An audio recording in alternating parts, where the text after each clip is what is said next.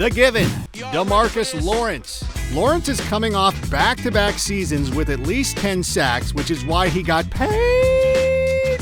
Pressure on Stafford, and down he goes. Gets DeMarcus Lawrence. And just to make sure that we're on the same page here, yes, Zeke is clearly this team's true given, but, kind of hard to give him that label when he's, working out in Cabo. I know you can't see me doing it, but I'm doing the air quotes around, yes, I was working out in Cabo. The worry, Kellen Moore. Kellen Moore takes over as offensive coordinator, but remember, 5 of his 6 years as a quarterback in the league were spent under the OC he replaced, Scott Linehan. So you fire Linehan and then hire the guy that he mentored? How exactly is that going to be different?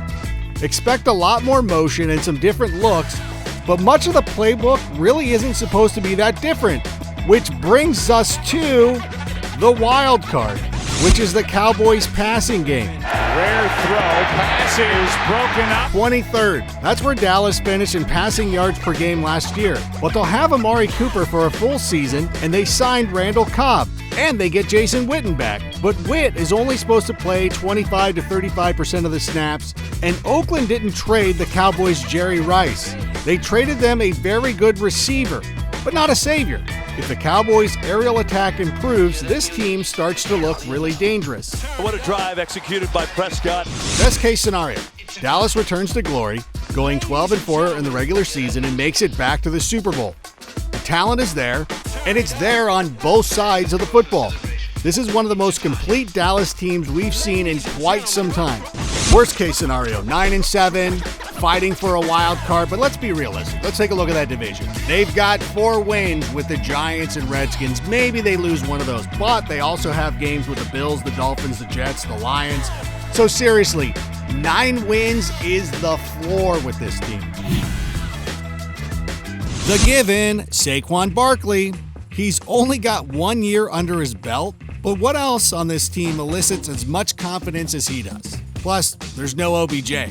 Seriously, he might get 1 billion carries this season to go along with about, 500 targets?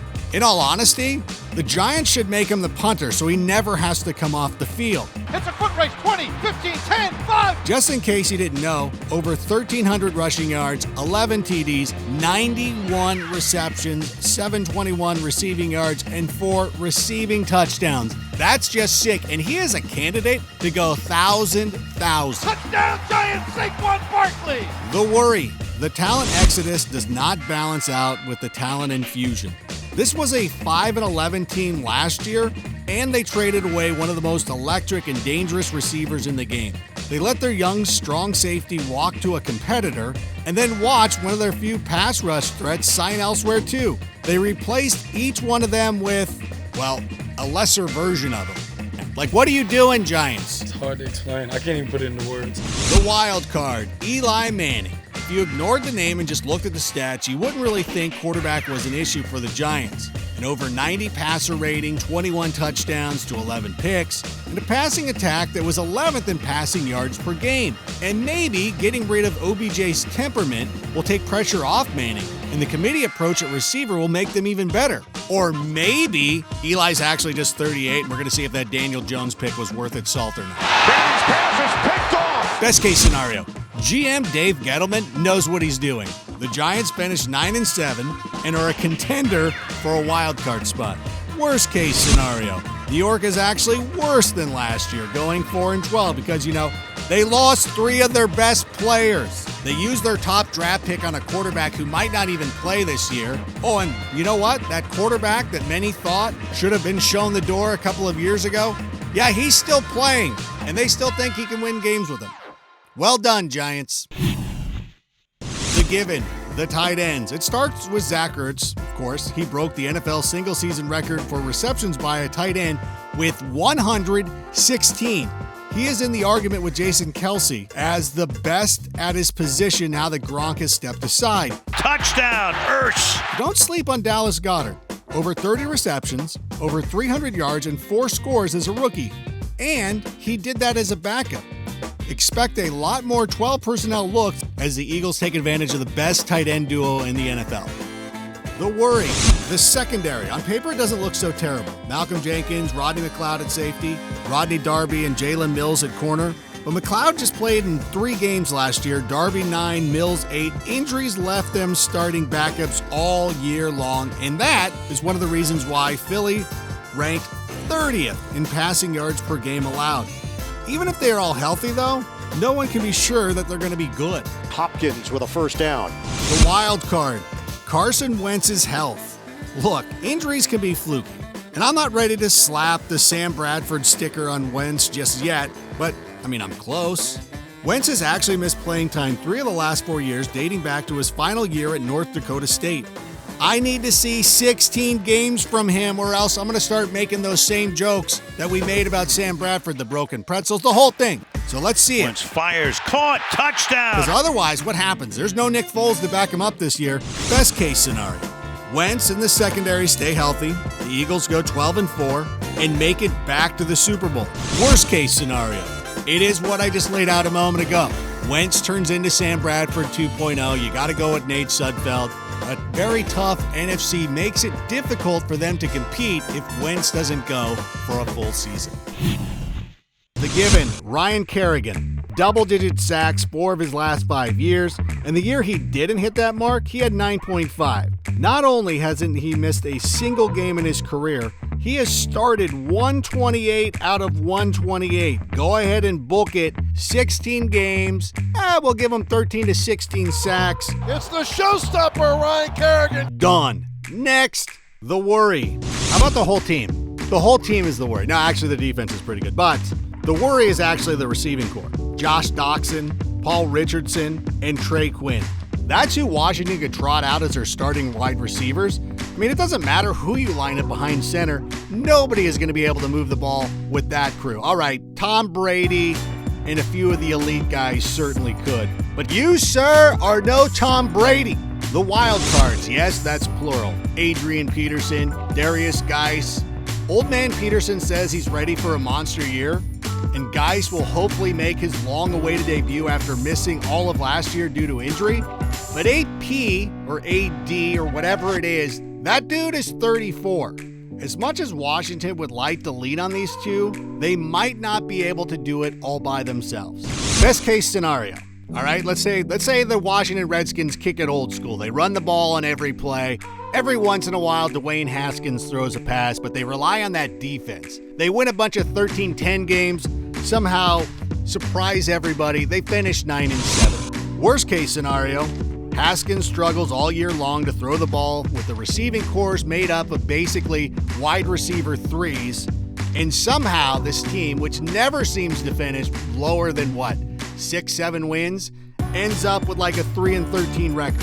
And of course, Jay Gruden, he's shown the door. The given, the offense will be elite. Deep to the end zone on the right side.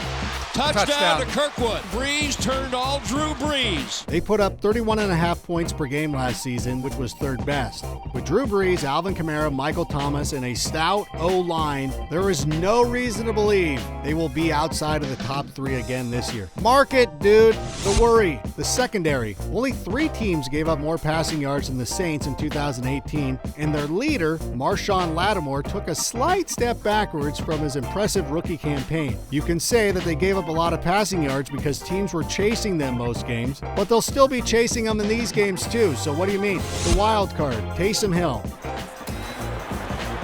Hill plows it in for the touchdown. I am required to select him as the wild card. I looked up wild card in the dictionary and his picture was right there. Or you kids probably don't know what a dictionary is. I looked it up on Wikipedia. How about that? He plays quarterback, he's a running back, he's a fullback, he's a receiver. He also played on special teams. He averaged about 12 offensive snaps a game last year, but the word is he's starting to get worked into the offense even more this season. Best case scenario, 13-3, a second Super Bowl win for Drew Brees, and then he retires. There is zero reason to believe that this can't happen with this roster. Worst case scenario, they find an even worse way to lose in the playoffs this year, because it's got to be gutting to be a Saints fan, to get so close, to have your hopes and dreams dashed by the Minnesota Miracle, or to have your season pivot on a non-call. But if the Saints somehow find a way to top that, yeah, that's the worst case scenario.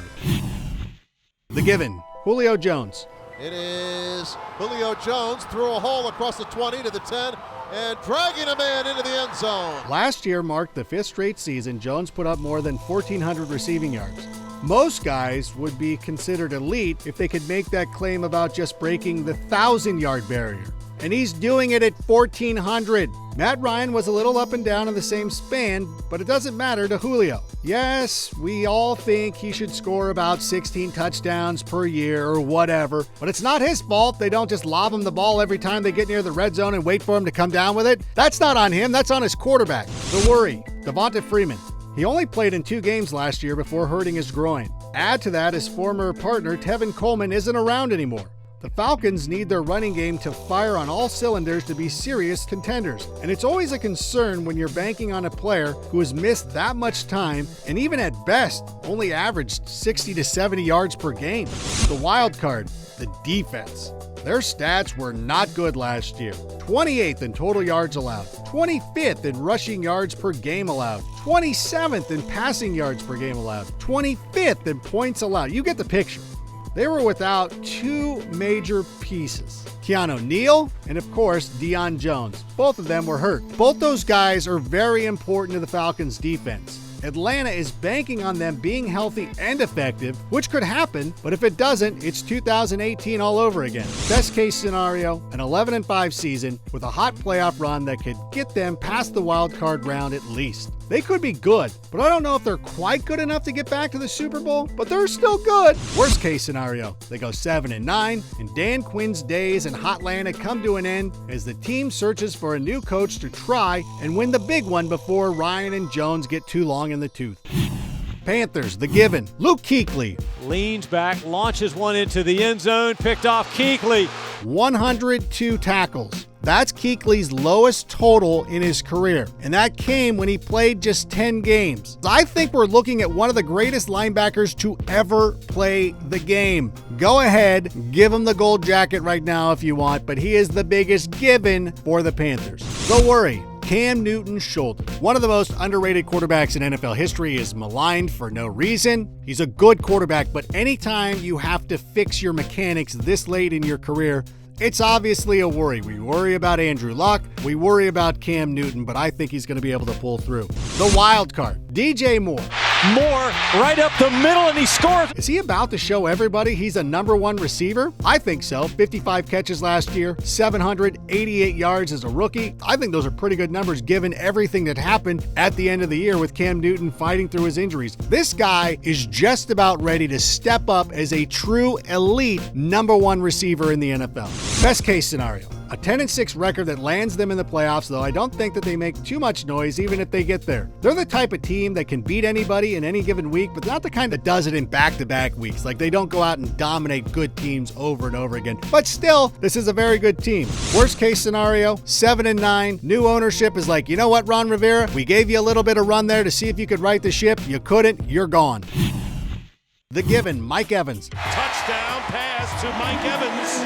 5 years in the league, 5 seasons with more than 1,000 yards. Only 3 guys in the history of the league have ever pulled that off in their first 5 seasons. A.J. Green and Randy Moss being the other 2. And Evans has only gotten better every year, with his yardage total hitting 1524 last year. The worry, it's the schedule. Check out this run, starting in week 4. At the Rams, at the Saints, against Carolina, in London, at Tennessee, at Seattle. That's a long time not playing at home, with 1 trip to London and 2 to the West Coast. This was a 5-11 team last year. You know what? That's not fair. Why would you do them like that? The wild card, Jameis Winston. Winston going to the end zone, and it's caught. Signal, touchdown. Is there a card wilder than Winston? Tampa Bay threw for more yards than any other team. That's pretty good, but Winston didn't even play the whole season, getting benched in favor of Ryan Fitzpatrick. I love me some Fitzy, but when he's beating out your franchise quarterback for playing time, that's no bueno. And neither are all those picks. 14 of them in 11 games for Jameis. So what makes you think that he might be better this year? Oh, the quarterback whisperer is in town. Bruce Arians has done it before, and there's no reason to think that he can't do it again. But at least the Buccaneers will know whether this is it or not with Jameis Winston. It's his 5th year. Either he is their franchise quarterback and you will move forward with him and Bruce Arians, or you know what? You'll be drafting a quarterback next season. So, best case scenario, and I think I kind of already laid it out, Jameis cuts down on the picks, Ronald Jones emerges as a legitimate starting back, and the Tampa Bay makes some strides and finishes at 500. Worst case scenario, Winston is what he is. What we've seen over the last couple of years can improve under Bruce Arians. He ends up being a career backup, or maybe he goes to Miami and gives it a shot. I don't know. But this team fails to get it going and finishes 4-12. And that's it for me. I'm Adam Rank. The given. The defense. Honestly, this team is just as good as they were last year when they finished first in total yards allowed, rushing yards per game allowed, points per game allowed, interceptions, making Aaron Rodgers look like a fool, all that stuff. This defense is going to be better. Yeah, that's right. Hot take. This team's going to be better. It's going to be picked off by Mack. Mack with the interception, and Mack will take it all the way in for a touchdown. The worry. The schedule. They're tied for 5th hardest when it comes to strength of schedule. Saints, Chargers, Eagles, Rams, Cowboys, Chiefs, and I guess the Packers twice. It's going to be a grind, but I don't care. The wild card, Mitch Trubisky. Come on, Mitch Trubisky, come on. He was respectable in year 2. 24 touchdowns to 12 picks. A passer rating over 95. And guess what? When you look at his 4th quarter passer rating, it was one of the highest in the league. This guy is super clutch. He's still learning on the job. He'll miss a throw here or there. Guess what? He's a young quarterback. That kind of stuff happens. But Mitch Trubisky is on the rise, and I understand that he's a wild card, but he's somebody the Bears will be able to count on. Now, best case scenario, Mitchapalooza takes off. The Bears go 13-3. They make the Super Bowl for the first time since Urlacher and company lost to the Colts. Worst case scenario, and only because I'm contractually obligated to have to give a worst case scenario, but let's say that Trubisky doesn't develop as we would like. The kicking situation doesn't go as well as we would like. The team ends up 11-5, losing in the NFC Championship game because of their kicker. Don't let this happen again. The given, Darius Slay. And it's going to be picked off by the Lions. Coming back left sideline, Darius Slay. He is coming off back-to-back Pro Bowl seasons and is the 4th best corner when it comes to passer rating allowed over the last 2 years, giving up just a paltry 66.6 rating when he is thrown at. The worry, Matt Patricia. They didn't hire him to go backwards, which is exactly what they did by going 6-10. And there were grumblings that Patricia was trying hard to make Detroit the Patriots of the NFC North. Can he get the whole team to buy into his Bill Belichick no-nonsense approach? Not always an easy task, especially if your name isn't Belichick. The wild card, Matthew Stafford. Stafford wants to throw. He does over the middle. It is intercepted at the 49-yard line. 21 touchdowns, 3,777 passing yards, 6.8 yards per attempt, 6 wins. All of those numbers are very un-Stafford-like. He hasn't put up numbers like that since 2012 when Detroit was 4-12, and as a full-time starter, he has never finished a season with less than 4,000 passing yards. Is he on the decline, or is he ready to bounce back to be the Stafford that we know and love? Best case scenario, the defense, which improved a lot in the second half of 2018, is even better with the addition of Trey Flowers. Kerryon Johnson takes over full-time at running back and takes pressure off Stafford. And Patricia guides the Lions to a 9-7 record and at least contends for a wild card spot. Worst case scenario, the Belichick coaching tree continues producing duds, Stafford continues to look like an average NFL quarterback, and the Lions continue to put up the kind of season their fans have grown accustomed to, going 6-10 and missing the playoffs once again.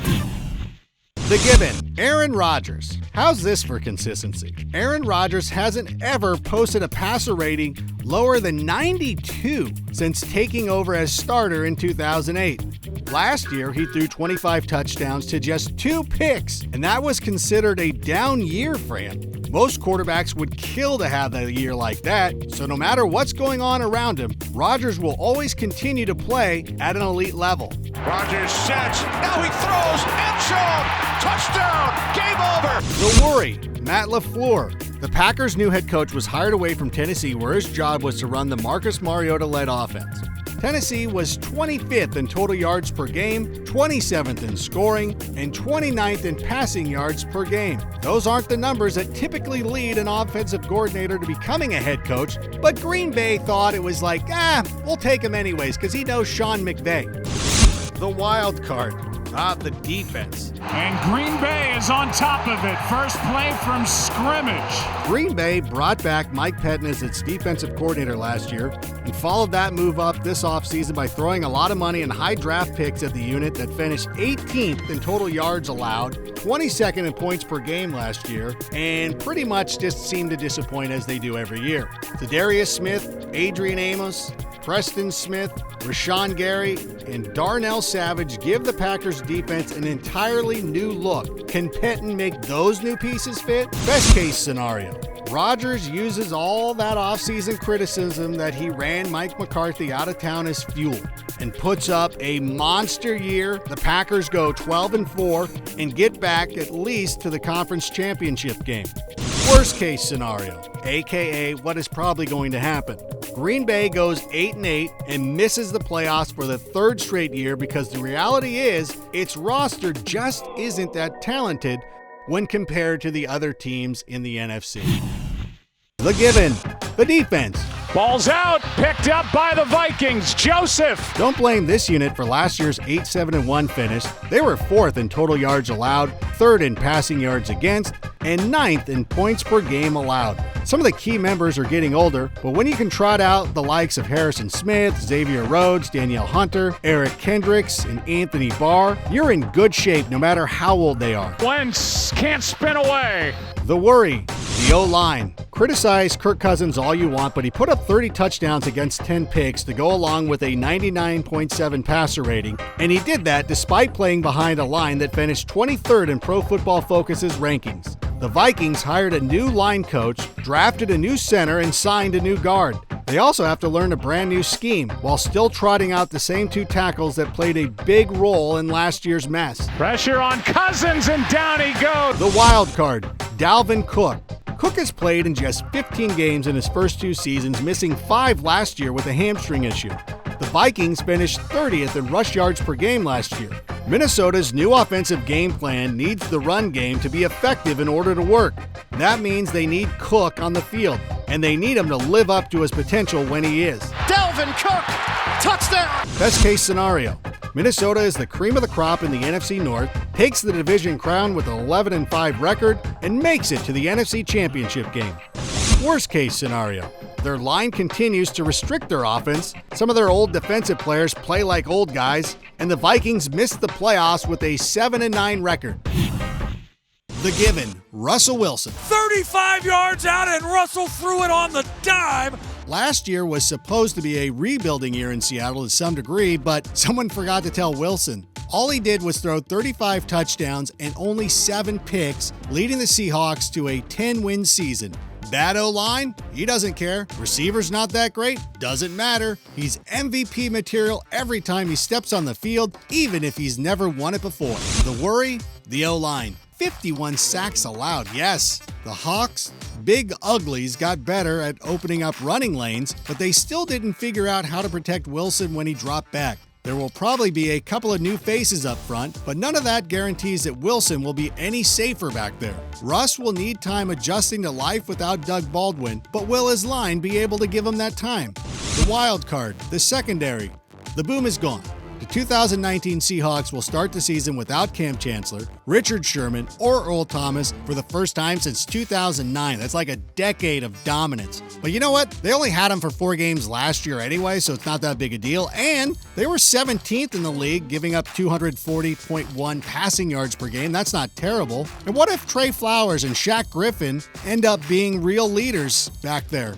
Could we see a boom 2.0? Best case scenario. The Hawks fight with the Rams to the end, go 11-5, and ride Russell Wilson to the NFC Championship game. Worst case scenario. The departures of Frank Clark and Baldwin prove to be too much even for Wilson, and Seattle misses the playoffs and goes 8-8. The given, Robbie Gould. Kick on the way by Robbie Gould. It is good. I know. Gold is the team's best option as they're given? But he is. He led the NFL in field goal accuracy last year at 97.1%. That means he missed once. On his career, he's 87.7%. The dude is a lock, and that is why he got paid and wouldn't let him go back to the Bears. The worry, Jimmy Garoppolo and his receivers. Garoppolo takes a hit, and he's down at the 8. Jimmy G has started 10 games in 5 seasons. He's being paid like he's an elite pro quarterback, but no one really knows what he's capable of over a 16-game season.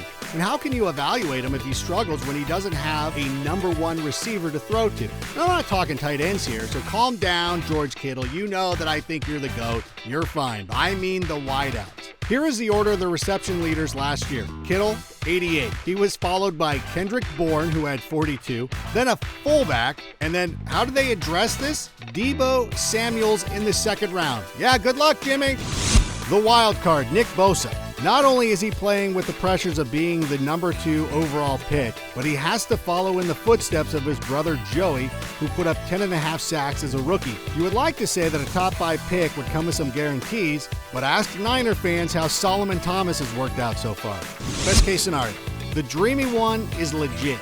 Bosa is as good or better than his brother, and the Niners make the NFC West a 3-dog fight, finishing a respectable 9-7 and contending for a wild card spot. Worst case scenario, we find out that Garoppolo is Matt Castle 2.0, Bosa underwhelms like Thomas, and the 49ers stumble to what, 3 wins? And leave their fans wondering if Kyle Shanahan was the right man for the job. The given, Aaron Donald. And he is sacked! Aaron Donald. 5 years in the league, 5 Pro Bowls, Defensive Player of the Year twice, 20.5 sacks in 2018. Yeah, that's from the defensive tackle spot. He's beyond ridiculous. He's the best player in the game right now. The worry, Todd Gurley's knee. He was supposed to be the centerpiece of the offense, but no one knows what he's going to be able to bring to the table in 2019 because of the way last year ended. His regular season numbers are staggering the last 2 seasons. Over 1,200 rushing yards in each, 30 rushing touchdowns combined, 59-plus receptions both seasons, and at least 580 receiving yards in each season while adding in 10 combined receiving touchdowns in that span. What happens to this offense if they don't get that kind of production from him? The wild card, Cooper Kupp. Behind the defense and caught at the 30. Gets through an ankle tackle at the 20. Kupp's going to go. Touchdown, LA. He's back, but coming off a torn ACL. If he can pick up where he left off, look out. He was on his way to 1,000 yards and double-digit touchdowns. He fits so perfectly with Robert Woods and Brandon Cooks that you could argue that the 3 of them are the best receiving trio in the game. And you know all Rams fans believe that the Super Bowl would have ended a little bit differently if Cooper Kupp had been healthy. And you know what? They're probably not wrong. Best case scenario, Gurley is fine. Goff forgets about that Super Bowl performance and gets a shot at redemption as the Rams go 14-2 and get back into the big game. Worst case scenario, Gurley isn't fine, and it triggers a domino effect that causes the Rams offense to stall. Still though, even without Gurley, this team is pretty stacked. They could probably go 10-6 even if they had to rely on Darrell Henderson. The given. Patrick Peterson. It's intercepted by Patrick Peterson inside the 5 at the 2-yard line. The team was bad last year, but the one guy who wasn't bothered by any of that was Patrick Peterson. And I understand he's going to miss 6 games this season, but when he's there, he is the best player on the field. Just look at the next-gen stats, okay? Peterson was the nearest defender on just 50 of his 483 coverage snaps last year. That means he was targeted on just 10% of the plays, which is the lowest of any cornerback. Make sense? Quarterbacks did not throw it in his direction because he's that good. The worry, the offensive line. They gave up 52 sacks last year, which was tied for 5th most. Oh, the good news is they couldn't run block either. The team finished last in the NFL in rushing yards per game. In addition, the team was last in total yards, points per game, passing yards per game. Oh, and 3rd down percentage. That's a lot of last. Pro Football Focus rated them 2nd worst behind the Texans' O-line. Not exactly a group you'd want to go out and put a brand new rookie quarterback behind. The wild card, the Cliff-Kyler combo. No team shook things up more than Arizona when it hired Cliff Kingsbury and then drafted Murray. This is as close as it gets to the NFL inviting a college team to come play in the league. This could either go completely great and the Cardinals could be the greatest show on turf, coming out of nowhere and putting up points galore. Or it could be Steve Spurrier 2.0. Best case scenario, the outside of the box approach works and the Cardinals go 7-9 with Murray looking like the next Russell Wilson, setting up for a promising future in the desert. Worst case scenario, the line still doesn't block, Murray is a bust, and Larry Legend has to ride off into the sunset with a 2-14 season that leaves Arizona picking first in the draft again. The given. KC will score. Starting left, peeling right, keeping the play alive. Patrick Mahomes was pretty ridiculous, wasn't he? It's caught in the back of the end zone. Mahomes with Mahomes magic. They averaged more than 35 points per game and led the league in total yards. Travis Kelce, Sammy Watkins, and Tyreek Hill are all back. They don't need their running game to be that great either. They finished 16th in rushing yards per game last year and did just fine, thank you very much. The worry, the defense. And that is caught with a touchdown. They gave up 38.8 scrimmage yards per drive, which was the worst in the NFL. 31st in total yards allowed, 27th in rushing yards allowed, 31st in passing yards allowed, and 24th in points per game allowed. And they lost Eric Berry, Dee Ford, and Justin Houston. They brought in Frank Clark and Tyrann Mathieu and hired Steve Spagnuolo as their new defensive coordinator, so they know.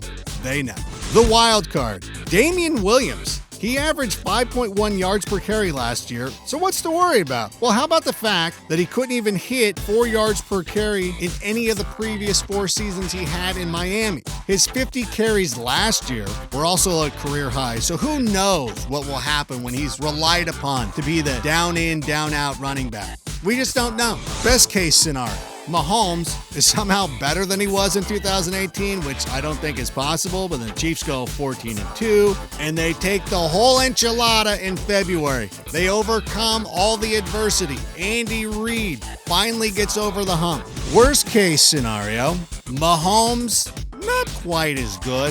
The Chiefs win the division, but then it's, typical Chiefs. Then they lose to Jacksonville or something in the playoffs. You've seen this all before, and I don't have to tell you about it. The given, Phillip Rivers. Phillip Rivers stays perfect and throws his third score of the day.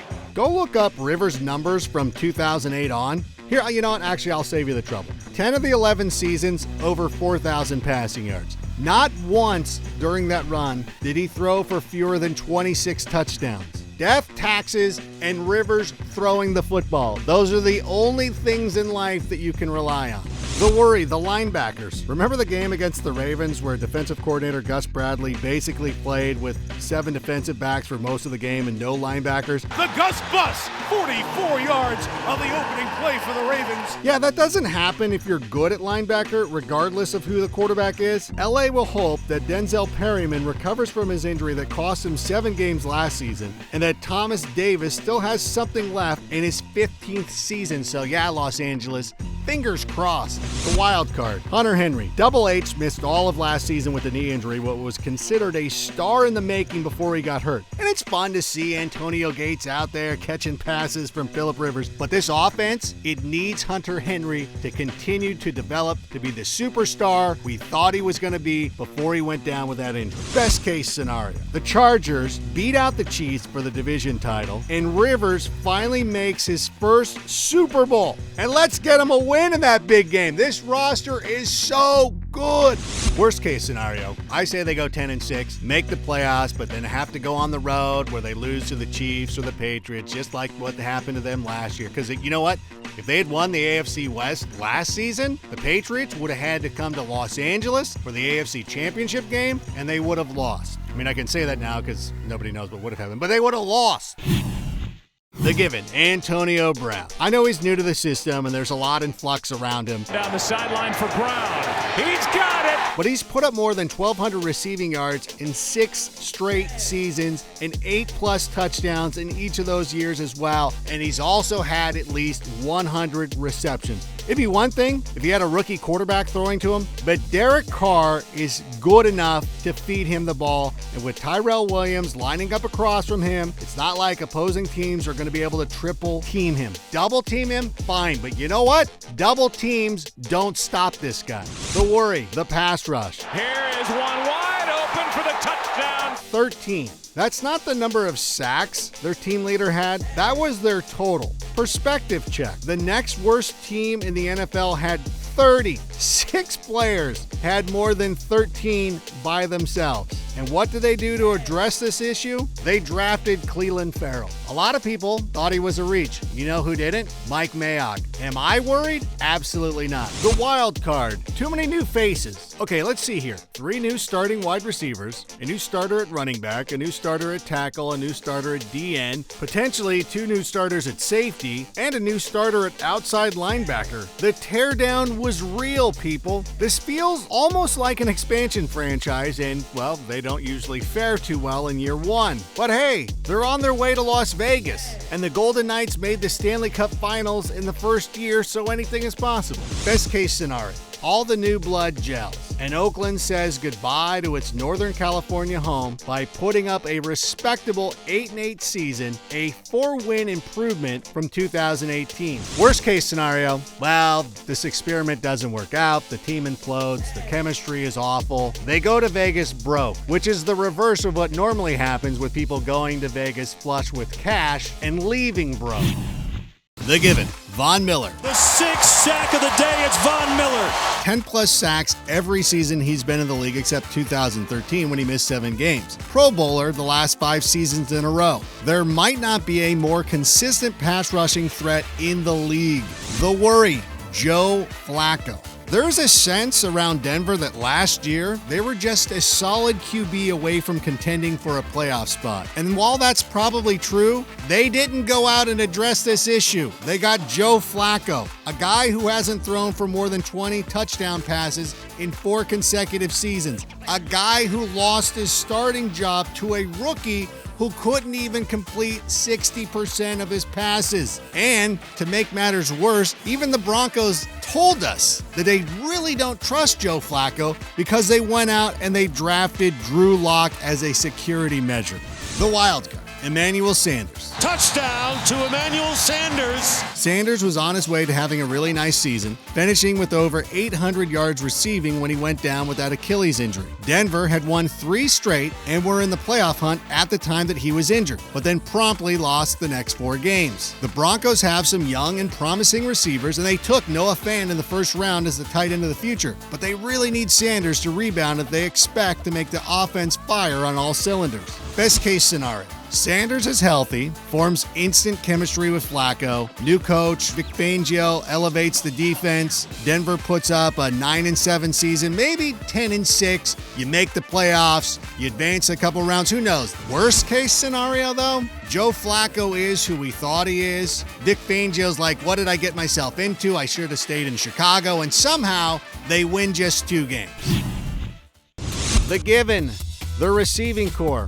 Baker Mayfield is going to feel like he's at Baskin-Robbins every time he's dropping back at quarterback because he's going to see 31 flavors out there, if you know what I'm saying. I mean, think about it. Jarvis Landry had 81 catches for nearly 1,000 yards last season. David Njoku, 56 for 639. Antonio Callaway, he had 43 and 586. And Rashad Higgins is also on this team. Caught! Touchdown! Rashard Higgins! 39 receptions last year, 572 yards. And then they're like, you know what? That's not good enough. We're going to go get OBJ too. The worry. History. I mean, they're still the Browns. And the Browns haven't made the playoffs in 16 straight seasons, the longest current drought in the NFL. And we've seen it. We've heard it all before. This is the year. This is the year. And then they go out and they finish last. The wild card. The defense. 30th in total yards allowed, 28th against the run, 25th against the pass, 21st in points per game allowed. However, they added Sheldon Richardson and Olivier Vernon up front, and Myles Garrett is only going to get better. Hit from behind and he goes down. Myles Garrett. But they have a lot of ground to make up if they want to try to keep up with their offense. Best case scenario. Baker Mania grows with OBJ in the fold. The Browns take the league by storm. They go 12-4, and they make it all the way to the AFC Championship game. Heck, let's say they go to the Super Bowl. Worst case scenario, they're the Browns. They finish 4-12, And it's, business as usual in Cleveland. Although I don't think that's going to happen. They give it. The secondary. This was the 5th best defense against the pass last year, and while they lost Eric Weddle, they may have actually upgraded when they signed Earl Thomas. Plus, Marlon Humphrey has become one of the better corners in the game. Intercepted! They say Marlon Humphrey has the pick. According to Pro Football Focus, Humphrey's 52.5% catch rate ranked as the 7th best among quarterbacks last year, and his 22.5% forced incompletion rate was 3rd in the NFL. The worry, the linebackers. Gone are Terrell Suggs and Zadarius Smith, who accounted for more than a third of Baltimore's 43 sacks, which was tied for 11th most. Gone is C.J. Mosley, who led the team in tackles. They're hoping Matthew Judon and Patrick Owusu step up, as well as rookie Jalen Ferguson, who they took in the 3rd round. But as always, you have to worry that those losses might be significant. The wild card, Lamar Jackson's arm. We know what he can do with his feet. He ran for close to 700 yards on the year, which is remarkable because he started just 7 games. But Jackson has to be able to throw the ball, right? Intercepted by Marcus Gilchrist. He completed less than 60% of his passes, which isn't good. He can't just keep running around game after game for an entire season. Or maybe he can, I don't know. Best case scenario, they go 10-6, win the division, and get out of the wild card round with a win. Worst case scenario, they go 7-9 and are stuck looking for a quarterback because the Lamar experiment just doesn't pan out over the course of an entire season. The given, Geno Atkins. Carr feeling the pressure, and he is sacked. Geno Atkins. Sorry, A.J. Green.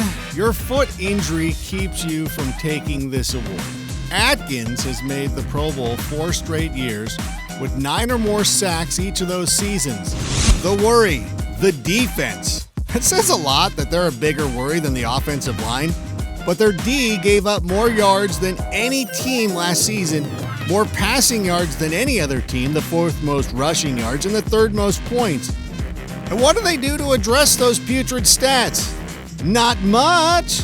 Like almost nothing. Like aside from, bringing in a pretty good defensive coordinator. Yeah, good luck with all that, Lou. The wild card, Zach Taylor.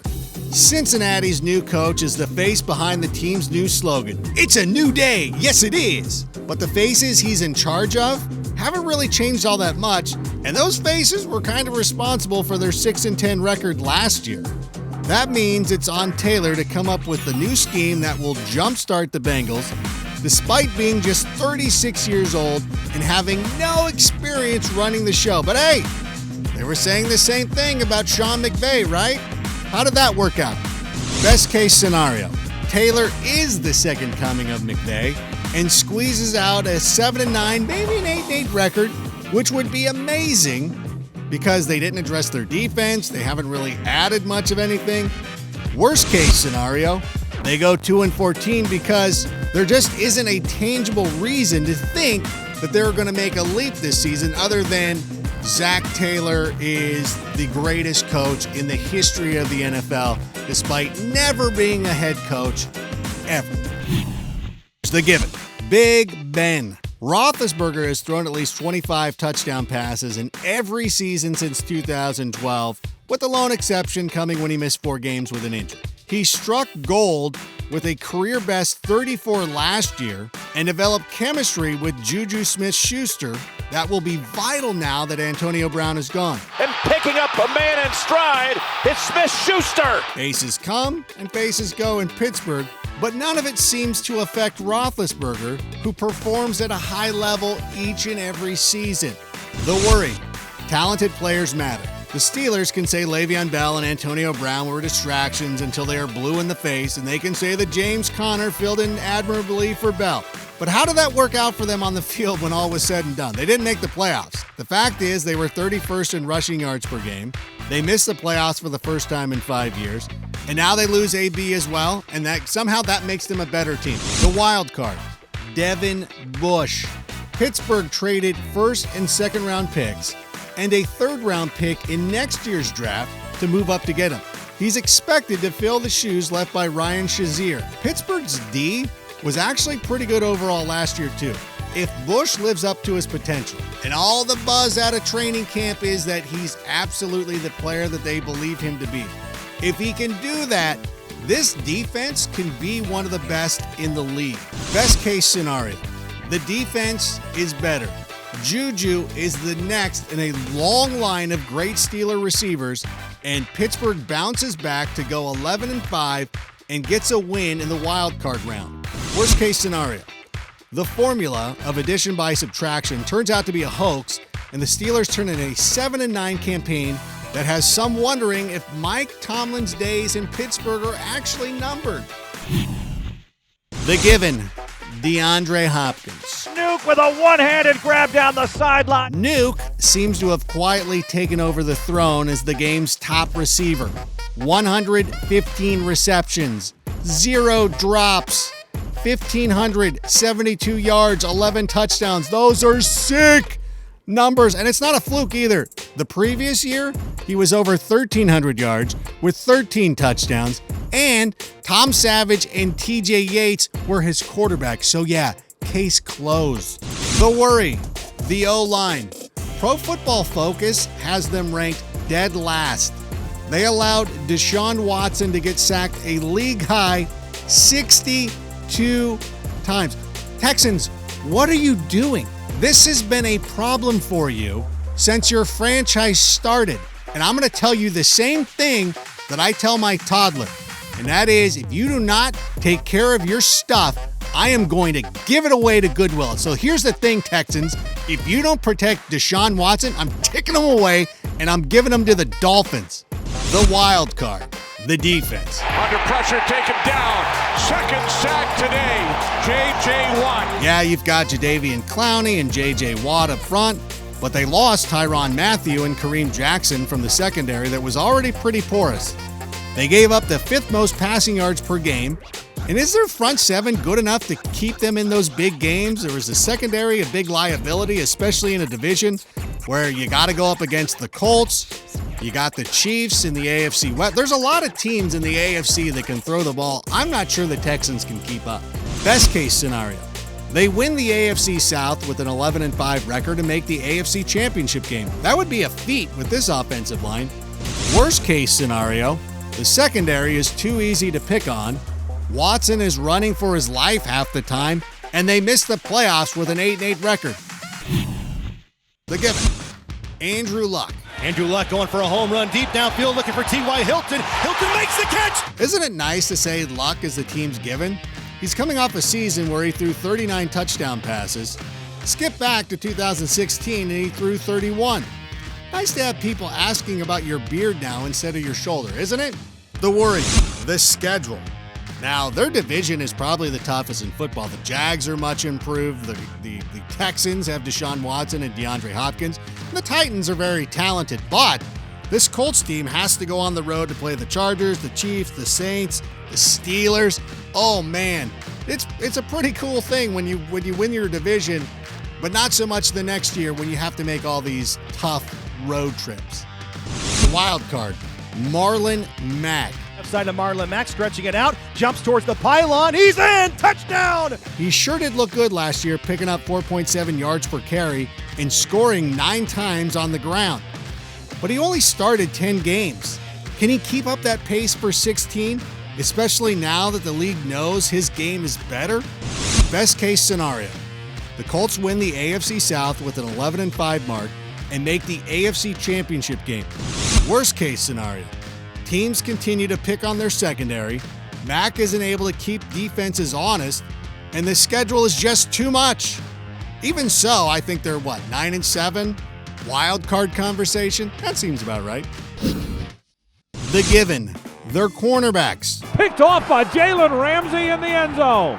Jalen Ramsey has established himself as one of the top corners in the game, and his partner A.J. Bouye isn't far behind. The team gave up the second fewest passing yards in the league, which helped the D as a whole hold teams to less than 20 points per game, which was tied for 4th for the fewest points allowed. They won't have safety to Sean Gibson anymore, but the duo is so good, They make it easier on their safeties instead of the other way around. The worry, Leonard Fournette, 3.3 yards per carry last season. That was over the course of 8 starts too, so it wasn't like he was playing each and every week. He has to be a factor if this offense is going to have any sort of chance this season to help take pressure off their new quarterback, Nick Foles. The wild card, Nick Foles. I mean, come on. We don't know what Foles is going to be able to do over the course of a full season. It's great that he provided Philadelphia with 2 late-season sparks, but there's also a reason why he hasn't been any team's primary starter since 2015. Best case scenario, the offense is at least mediocre, the defense remains elite, and the Jags win the division with a 10-6 record and get back to the AFC Championship game.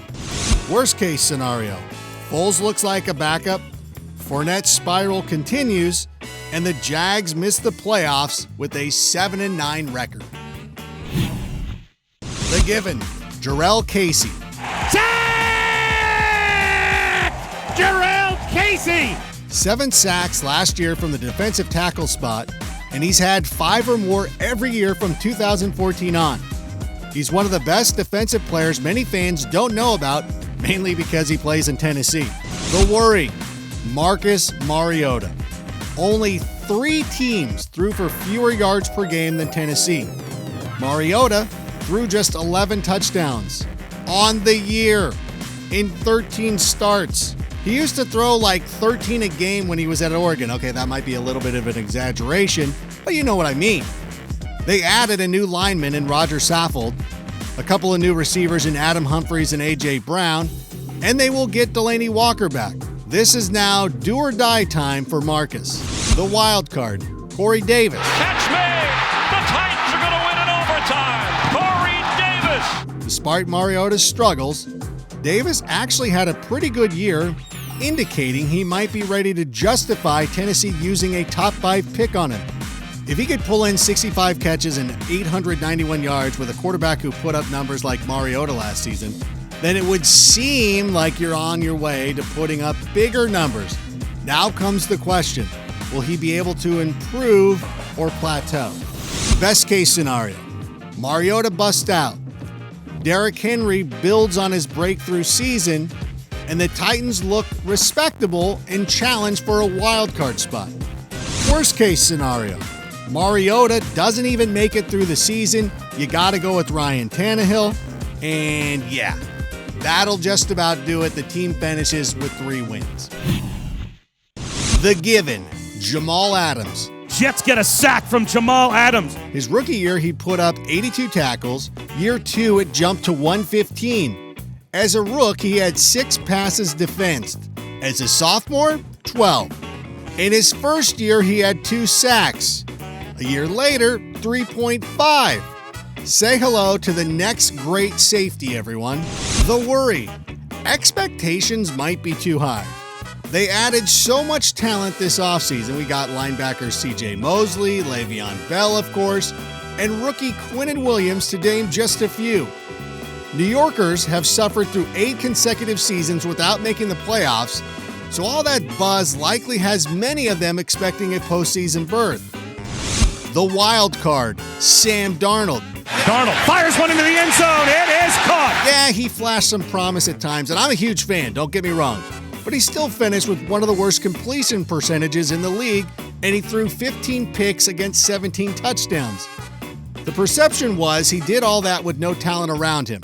But his receivers are pretty much the same as they were last year.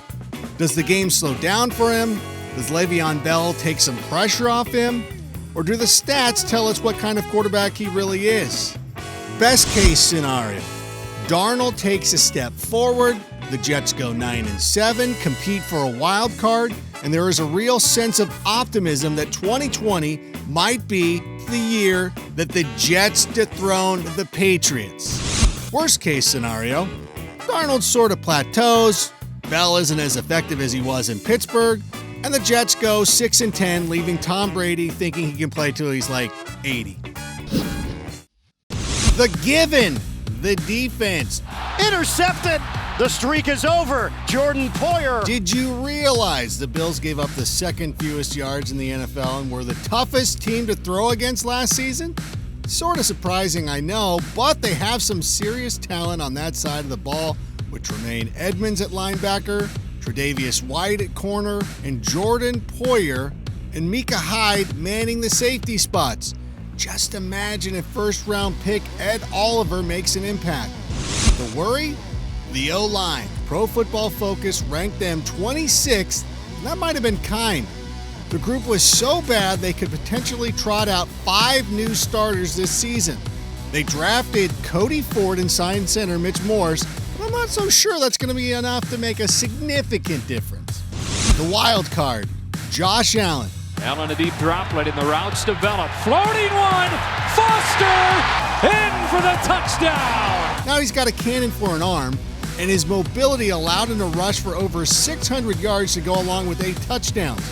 But he has to get better at short to intermediate throws, something the addition of Cole Beasley should absolutely help with. Best case scenario, Allen makes the leap, the defense holds its own, and the Bills go 9-7, providing hope for the 2020 season. Worst case scenario, Allen spends the year running for his life, the Bills go 5-11, and head coach Sean McDermott is shown the door. Don't let my fellow bald be shown the door. Given the secondary, Miami finished second in the NFL with 21 picks, and cornerback Xavier Howard finished tied for the league lead with 7. Picked off by Xavier Howard. Dolphins are also in rare company as they have 3 guys who are top-notch safeties in Micah Fitzpatrick, TJ McDonald, and Rashad Jones. There might not be a lot to be excited about with the Dolphins, but the secondary is worthy of praise. The worry, morale. It's hard to go out and compete when you know your franchise has waved the white flag before the season even begins. There is zero doubt this team is in rebuild mode. New head coach Brian Flores has his work cut out for him as he tries to keep this squad motivated. The wild card, Josh Rosen. He isn't going to lead them to an 8-8 record or anything like that, but maybe he shows enough to prevent the Dolphins from having to use what will likely be a very high pick on a quarterback in 2020. Best case scenario, Rosen proves to be the answer at quarterback and the Dolphins somehow win 6 games. You got your quarterback of the future. That right there is an achievement.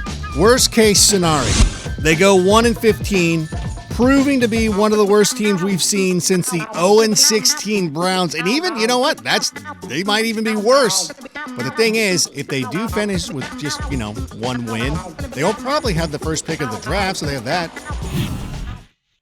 The given, Bill Belichick. He will adapt. Oh no, Rob Gronkowski is gone. Oh no, they lost their starting left tackle. Oh no, Tom Brady is 42. Great. Maybe they'll hand the ball to Sonny Michel a billion times. Left sideline 5, hurtling into the end zone. Maybe Tom Brady will turn into a Michael Vick-like mobile quarterback. I don't know what they're going to do, but I'm done questioning them. The worry, Tom Brady. No, seriously, Tom Brady. He's the only guy who could qualify as the given and the worry all at the same time. But it's impossible not to recall how it went down for Peyton Manning. He went from one season where he threw 39 touchdowns to the next when he threw 9. The wild card, Gronk. Gronk is wide open at the 30. Cuts it off to the 40. Back to the 45. A sniffer. Knocks Parker to the ground. Let's be real. Rob Gronkowski is too good and too young to retire. And he sure doesn't sound like a guy who's 100% certain it's going to stick. Don't be shocked if November rolls around and Gronk shows back up because the Patriots look like they could rack up lucky number 7. Best case scenario. What is the best case scenario for this franchise? The Patriots will do what they always do. They go 13-3. They head back to the Super Bowl. They win it all. Belichick, has to rename his boat again. That's the best. That's actually a worst case, but a best case scenario. Worst case scenario. The Patriots do what they always do, winning the AFC East with an 11-5 record, but are forced to hand over the torch to somebody like Patrick Mahomes and the Chiefs. maybe Phillip Rivers and the Chargers, maybe Baker Mayfield and the Browns, as it comes full circle, as the team that Belichick once coached is the one that usurps him.